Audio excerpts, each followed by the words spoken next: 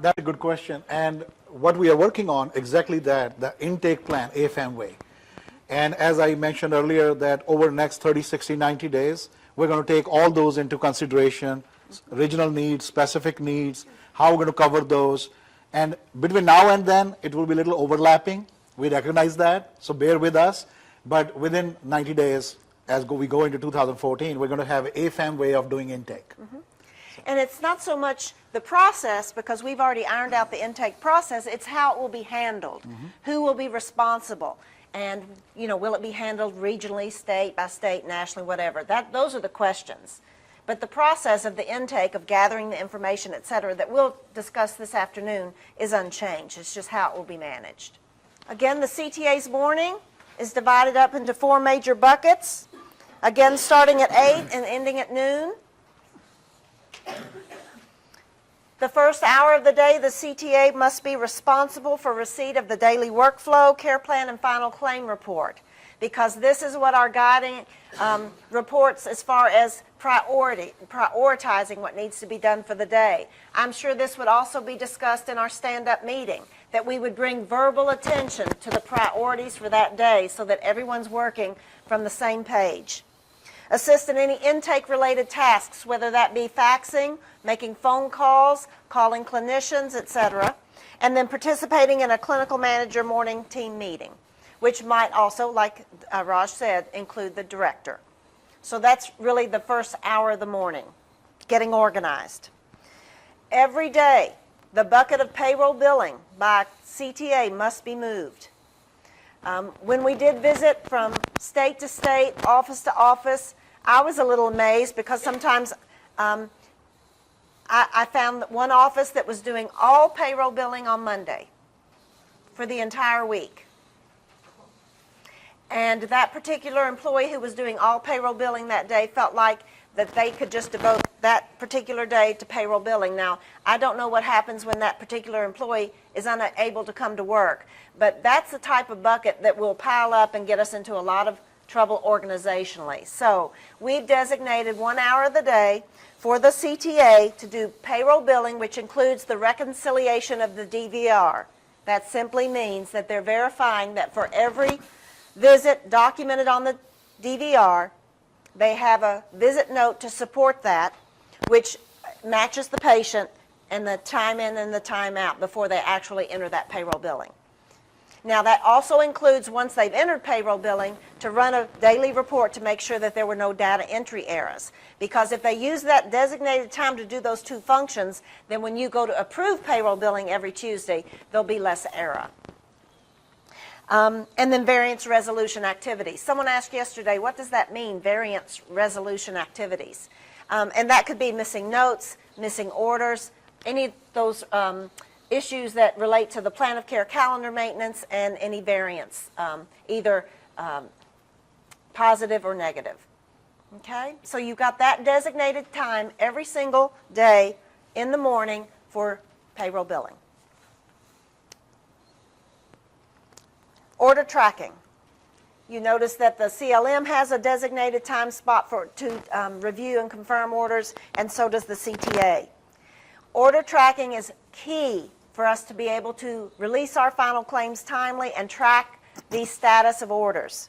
So that means not only entering the orders in order tracking with the sent date and getting them out timely, because that's an issue from a state regulatory perspective, but also making sure that they're getting date stamped upon receipt when they're signed, that they are signed and dated by the physician, date stamped, and then entered in order tracking with a return date. Now, my experience, I was in a particular office and I saw a stack of orders, and I asked why they were there, and the CTA said, well, tomorrow I'm going to enter them all in order tracking. And I'm talking of stack of orders. So again, if we have a designated hour of every day for order tracking, I think that we will reap the benefits of that when we are running our physician outstanding document reports and tracking our orders and determining whether they need to be resent and what is that status, which will then make the final claim process more efficient. All of this is about how can we be more efficient. Workflow efficiency. Better at what we do, more organized at what we do, to face the cuts that are coming our way from Medicare. And then lastly, data entry. Before lunch, that's data entry of assessments, any type of OASIS assessment, orders, and 485s. Also maintaining and updating the plan of care calendar.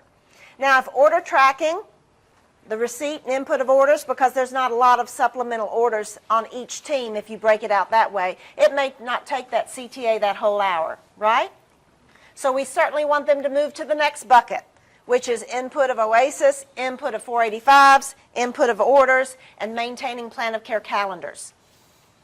So that may be a time frame where they have more than that one designated hour. But those 4 major buckets must be moved each day. Okay, now let's look at the afternoon for the CTA. Again, in conjunction with the clinical manager, we have a designated time focused on final claims. So from 1 to 2, final claim review and processing, and working with the clinical manager to address any open issues related to final claims. And as you notice in the next hour, that's a catch-up. So we really have designated an allotted time and focus on final claims. It's very unfortunate when we get behind, and you all have lived that life, right? And it really consumes us. So if we can become organized and work on those final claims in that designated time frame, then perhaps that will lessen that anxiety that's created. From 3 to 4 p.m., and also realize from 2 to 3 p.m. that CTA must also be available for what?